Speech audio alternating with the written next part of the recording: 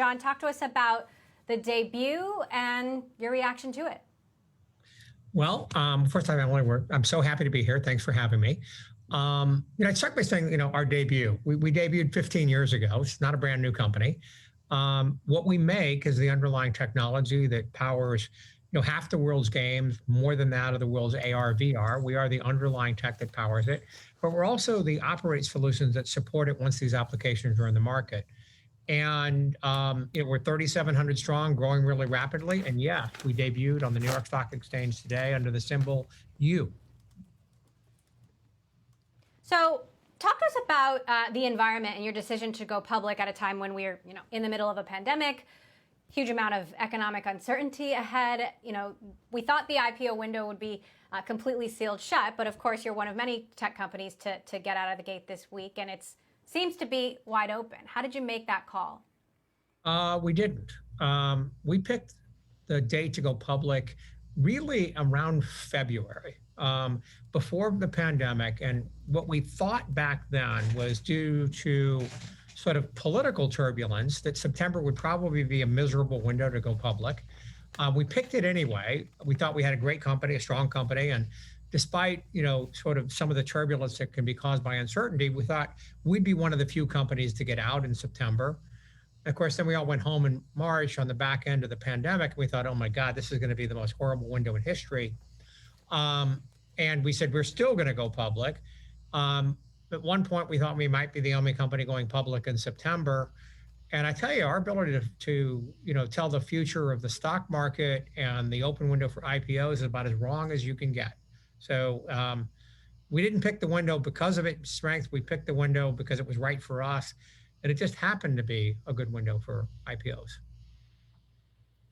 Some of your largest customers are users on Apple's App Store, Google Play. What is your take on the latest attempts, first of all, by the U.S. government to push companies like TikTok and WeChat out of the App Store?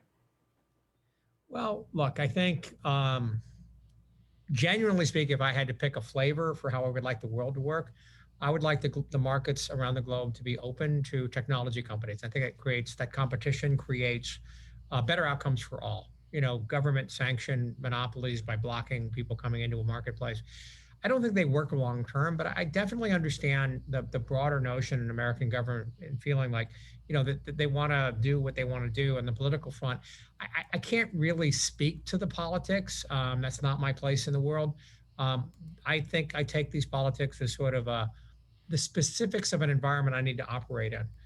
We're successful in China. We love our business there. We're successful in the West. We love our business here. And thankfully, I'm not TikTok. What about Epic Games? You've also got a lot of big customers who are on the App Store, Apple and the Google Play Store. What's your take on the battle royale going on between Epic and Apple and Google? Look, I mean, first off, you should ask Tim. He's a brilliant CEO at Epic. My take on it's pretty simple. We're a great partner to Apple. We benefit enormously by their ecosystem. On the App Store, around a little more than half of all mobile games are built in Unity. A little bit less than 1% of mobile games are built in Epic's Unreal tools for mobile games. So in terms of whether this affects us, it really doesn't. And beyond that, Fortnite's an enormously successful game. And the time that I played it, I loved it. So other than, hoping that there's peace in the world when it comes to technology companies, I don't really have a horse in the race, and so I don't need to call it. Now, there was a lawsuit filed against your company last year alleging that Unity employees, including yourself, were involved in sexual harassment or creating a sexualized atmosphere by a vice president. What have you done to address those allegations, and where does that stand at this point? First off, I'd say that it's really old news. And it was never news to begin with because the company denied it in its entirety. There was a hearing a year ago. In that hearing, we prevailed. And while there might have been an opportunity for arbitration, there's nothing being arbitrated. So, Unity, I would tell you, you could look at kind of any source you want. We are so proud of the people that work in this company, so proud of the culture. And if you look at what we just did with what we call the Unity public offering, it's the most in it together action that any company has ever done relative to going through a normal IPO process. Our employees were part of it. And I would tell you that, I'd encourage you to spend time, if you ever want to, wander the halls and ask. This is a company where we are so in it together, so aligned, so supportive of one another. You know, sad news cycles will happen. It is what it is.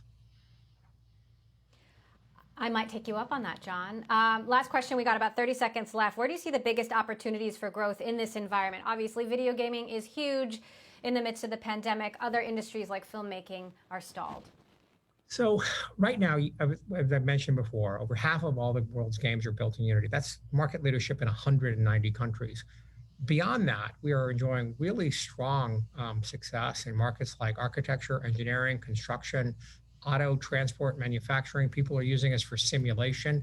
Huge opportunity there in arenas like autonomous driving, robotics.